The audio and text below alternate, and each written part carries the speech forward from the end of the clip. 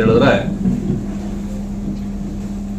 ಇದೇ ತಿಂಗಳು 15ನೇ ತಾರೀಕು ಮಹಾಕ್ಷೇತ್ರ ಶ್ರೀ ಆದಿಚುಂಚನಗಿರಿ ಮಹಾಸಂಸ್ಥಾನದ ಏನು ನಮ್ಮ ಶ್ರೀ ಶ್ರೀ ಶ್ರೀ ಬಾಲಗಂಗಾಧರನಾಥ ಸ್ವಾಮೀಜಿಯವರ ಶ್ರೀ ಗುರು ಭೈರವಾಕ್ಯ ಮಂದಿರ ಲೋಕಾರ್ಪಣೆ ಕಾರ್ಯಕ್ರಮ ಏನು ಹಮ್ಮಿಕೊಳ್ಳಲಾಗಿದೆ, ಆ ಒಂದು ಕಾರ್ಯಕ್ರಮದಲ್ಲಿ ಇಡೀ ದೇಶದಿಂದ ಪ್ರಪಂಚದ ಉದ್ದದ ಅಗಲಕ್ಕೂ ಪ್ರಸಿದ್ಧಿಯಾಗಿರ್ತಕ್ಕಂಥ ಸ್ವಾಮಿಗಳ ಏನು ಈ ಒಂದು ಕಾರ್ಯಕ್ರಮ ಇದೆ, ಈ ಕಾರ್ಯಕ್ರಮಕ್ಕೆ ಇಡೀ ನಮ್ಮ ಚಿಕ್ಕಬಳ್ಳಾಪುರ ಜಿಲ್ಲೆ ಹಾಗೂ ವಿಶೇಷವಾಗಿ ನಮ್ಮ ಶಿಡ್ಲಘಟ್ಟ ವಿಧಾನಸಭಾ ಕ್ಷೇತ್ರದಿಂದ ಸಾಕಷ್ಟು ಭಕ್ತರು ಬರ್ತಕ್ಕಂಥ ಕಾರ್ಯಕ್ರಮ ಇದೆ. ಈ ಒಂದು ವಿಶೇಷ ಕಾರ್ಯಕ್ರಮಕ್ಕೆ ನಮ್ಮೆಲ್ಲರ ನೆಚ್ಚಿನ ದೇಶ ಪ್ರಪಂಚ ನೆಚ್ಚಿನ ನಾಯಕರಾಗಿರ್ತಕ್ಕಂಥ ಮೋದಿಜಿಯವರು ಕೂಡ ಬರ್ತಾ ಇದ್ದಾರೆ. 15ನೇ ತಾರೀಕು 11:30 ಗಂಟೆಗೆ ಏನು ಇವತ್ತು ಇದು ಲೋಕಾರ್ಪಣೆ ಕಾರ್ಯಕ್ರಮದಲ್ಲಿ ಮೋದಿಜಿಯವರು ಕೂಡ ಭಾಗವಹಿಸ್ತಾ ಇದ್ದಾರೆ. ಅದರಿಂದ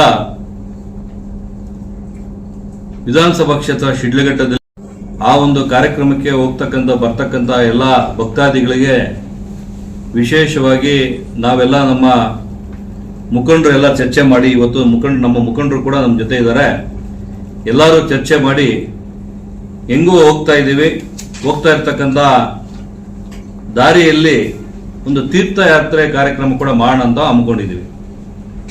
ಯಾಕಂತ ಹೇಳಿದ್ರೆ ಅಷ್ಟೊಂದು ದೂರ ಹೋಗ್ತಾ ಇರೋದ್ರಿಂದ ಒಂದು ದಿವಸ 14ನೇ ತಾರೀಕಿನ ಮಧ್ಯಾಹ್ನ ಎಲ್ಲರೂ ಕೂಡ ಇಡೀ ವಿಧಾನಸಭಾ ಕ್ಷೇತ್ರದಲ್ಲಿ ಪಂಚಾಯಿತಿ ವಾರು ನಮ್ಮ ಮುಖಂಡರು ಎಲ್ಲರ ಹತ್ರ ಮಾತಾಡಿದ್ದಾರೆ. ಭಕ್ತಾದಿಗಳು ಎಲ್ಲರೂ ಕೂಡ ವಿನಂತಿ ಮಾಡಿಕೊಂಡು ನಮಗೆ ಹೋಗ್ತಾ ದಾರಿಯಲ್ಲಿ 14ನೇ ತಾರೀಕು ಮಧ್ಯಾಹ್ನ 2 ಗಂಟೆಗೆ ಎಲ್ಲರೂ ಒಟ್ಟಾರೆ ಎಲ್ಲಾ ಪಂಚಾಯಿತಿಗಳಿಂದ ಹೊರಟು ವಿಶೇಷವಾಗಿ ಬಸ್ಗಳ ವ್ಯವಸ್ಥೆಯನ್ನು ಮಾಡಿದ್ವಿ. ಸುಮಾರು ಈಗಾಗಲೇ ಒಂದು 50 ಬಸ್ನ ವ್ಯವಸ್ಥೆ ಆಗಿದೆ. ಅಷ್ಟೊಂದು ಭಕ್ತಾದಿಗಳು ರೆಡಿಯಾಗಿದ್ದಾರೆ.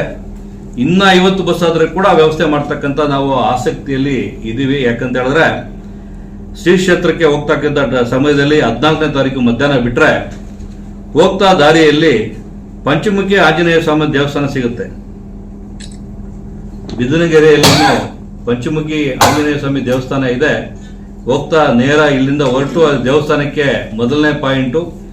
ಎಲ್ಲ ಭಕ್ತರು ಅಲ್ಲಿ ದೇವರನ್ನ ಕೃಪೆಗೆ ಪಾತ್ರರಾಗಿ ಅಲ್ಲಿಂದ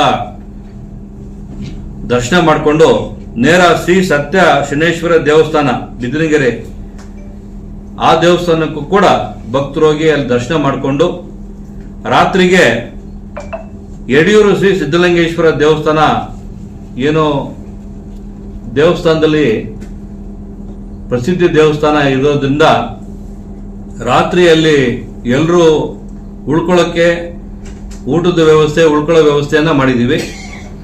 ಎಲ್ಲ ರಾತ್ರಿ ಉಳ್ಕೊಂಡು ಬೆಳಿಗ್ಗೆ ಅಲ್ಲಿ ಎದ್ದು ಎಲ್ಲರೂ ರೆಡಿಯಾಗಿ ದೇವಸ್ಥಾನದ ಏನು ಸಿದ್ಧಲಿಂಗೇಶ್ವರ ದೇವಸ್ಥಾನದ ಬೆಳಿಗ್ಗೆ ದೇವರ ದರ್ಶನ ಮಾಡಿಕೊಂಡು ಅಲ್ಲಿಂದ ಉಪಹಾರ ಮಾಡಿಕೊಂಡು ಉಪಹಾರದ ವ್ಯವಸ್ಥೆ ಕೂಡ ಇದೆ. ಅಲ್ಲಿಂದ ನೇರ ಕಾರ್ಯಕ್ರಮ ಇದೆ, ಲೋಕಾರ್ಪಣೆ ಕಾರ್ಯಕ್ರಮ ಏನಿದೆ, ಶ್ರೀ ಗುರು ಭೈರವಾಕ್ಯ ಮಂದಿರ ಲೋಕಾರ್ಪಣೆ ಕಾರ್ಯಕ್ರಮಕ್ಕೆ ದೊಡ್ಡ ಮಟ್ಟಕ್ಕೆ ಭಕ್ತಾದಿಗಳು ಬರ್ತಾ ಇದ್ದಾರೆ. ನಾವು ಕೂಡ ಎಲ್ಲರೂ ಕೂಡ ಆ ಒಂದು ಕಾರ್ಯಕ್ರಮದಲ್ಲಿ ಭಾಗವಹಿಸಿ ಮೋದಿಜಿಯವರು ಕೂಡ ದೊಡ್ಡ ಆ ಒಂದು ಕಾರ್ಯಕ್ರಮಕ್ಕೆ ಅವರು ಬರ್ತಾ ಇರೋದ್ರಿಂದ ಆ ಕಾರ್ಯಕ್ರಮದಲ್ಲಿ ಎಲ್ಲರೂ ಪಾಲ್ಗೊಂಡು ಕಾರ್ಯಕ್ರಮ ಮುಗಿದಾದ್ಮೇಲೆ ಅಲ್ಲಿಂದ ಕಾಲಭೈರವೇಶ್ವರ ಸ್ವಾಮಿ ದೇವಸ್ಥಾನ ಆದಿಚುಂಚನಗಿರಿ ಪ್ರಸಿದ್ಧಿ ದೇವಸ್ಥಾನದಲ್ಲಿ ಎಲ್ಲರೂ ಕೂಡ ದೇವರ ದರ್ಶನಕ್ಕೆ ಪಾತ್ರರಾಗಿ ದರ್ಶನ ಮಾಡಿಕೊಂಡು ಅಲ್ಲಿಂದ ಊಟದ ವ್ಯವಸ್ಥೆ ಇರುತ್ತೆ. ಊಟ ಮಾಡಿಕೊಂಡು ನೇರವಾಗಿ ಎಲ್ಲರೂ ಬಸ್ಸಲ್ಲಿ ಕೂತ್ಕೊಂಡು ವಾಪಸ್ಸು ಅವರವರ ಮನೆಗೆ ಸುರಕ್ಷಿತವಾಗಿ ಬರ್ತಕ್ಕಂಥ ವ್ಯವಸ್ಥೆ ಮಾಡಿದೆ. ಹಂಗಾಗಿ ಎಲ್ಲ ಇಡೀ ವಿಧಾನಸಭಾ ಕ್ಷೇತ್ರದ ಎಲ್ಲಾ ಭಕ್ತಾದಿಗಳು ಕೂಡ ಬರ್ತಕ್ಕಂಥ ಎಲ್ಲಾ ಪಂಚಾಯತಿಯಲ್ಲಿ ನಮ್ಮ ಮುಖಂಡರು ಒಬ್ಬೊಬ್ಬರು ಇನ್ಚಾರ್ಜ್ ಅನ್ನ ಕೊಟ್ಟಿದ್ದೀವಿ, ಬಸ್ಸಿನ ವ್ಯವಸ್ಥೆ ಮಾಡಿದ್ವಿ. ಅವರನ್ನ ಸಂಪರ್ಕ ಮಾಡಿಕೊಂಡು ಆ ಒಂದು ಕಾರ್ಯಕ್ರಮಕ್ಕೆ ಬರಬೇಕು, ದೇವರ ಪಾತ್ರಕ್ಕೆ ಕೃಪೆ ಆಗಬೇಕು. ಇಡೀ ಕ್ಷೇತ್ರದಲ್ಲಿ ನಮ್ಮ ಏನು ಒಬ್ಬ ಸಾಧಾರಣ ಕುಟುಂಬದಲ್ಲಿ ಬಂದಿರತಕ್ಕಂಥ ಸ್ವಾಮೀಜಿಗಳು ಸ್ವಾಮೀಜಿ ಏನು ಆದಿಚುಂಚನಗಿರಿಯಲ್ಲಿ ನಮ್ಮ ಮಾಡಿರ್ತಕ್ಕಂಥ ಇಡೀ ದೇಶದ ಉದ್ದಕ್ಕೂ ಕೂಡ ಅವರು ಕೊಟ್ಟಿರ್ತಕ್ಕಂಥ ವಿದ್ಯಾದಾನ, ಕೊಟ್ಟಿರ್ತಕ್ಕಂಥ ಅನ್ನದಾನ ಇವತ್ತು ಲಕ್ಷಾಂತರ ವಿದ್ಯಾರ್ಥಿಗಳು ವಿದ್ಯಾಭ್ಯಾಸ ಪಡೆದು ದೇಶ ವಿದೇಶದಲ್ಲಿ ಕೂಡ ಅವರ ಒಂದು ಕೃಪೆಗೆ ಪಾತ್ರರಾಗಿದ್ದಾರೆ, ಅವರ ಆಶೀರ್ವಾದಕ್ಕೆ ಪಾತ್ರರಾಗಿದ್ದಾರೆ. ಇದು ಒಂದು ವಿಶೇಷವಾದ ಕಾರ್ಯಕ್ರಮ. ಎಲ್ಲರೂ ಕೂಡ ಒಂದು ವಿಶೇಷವಾದ ಕಾರ್ಯಕ್ರಮಕ್ಕೆ ಪಾತ್ರರಾಗಬೇಕು, ಆಶೀರ್ವಾದ ಪಡ್ಕೋಬೇಕಂತ ವಿನಂತಿ ಮಾಡ್ಕೋತೀನಿ.